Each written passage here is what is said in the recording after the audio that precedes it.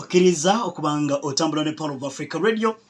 Leero lujuweze emyaka 76 munange zali nakuzo mwezi nga 15 omwezi gw'omunana mwaka gwa 1947 eggwanga erya Buyindi n'eggwanga erya Pakistan leero lwe bafuna obwetwaze amawanga gano abiri lwadde buli ggwanga ligenda maaso n'okubanga lyagala okutwalaganya linnaalyo entatinda naye bafuna obwetwaze ku lunaku lumu zaali ng'ennaku z'omwezi 15 omwezi gw'omunana 1947 Buyindi Pakistan bali bongedde okulabika nti mukwano gwange beerwanako wali munda baga nti naffe twagala okufuna obwetwaze Bungereza yali amaamira eggwanga lino emyaka 200 emabega wabula olunaku luno olwaleero bano nno baatandika okwongera okulabika nti mukwano gwange beerwanako nga bagamba nedda tuteekeddwa okulabika nga naffe tufuna obwetwaze Bungereza etufuze kyetufuze munnange emala era omukulembeze mu saidi eya Buyindi Muhammad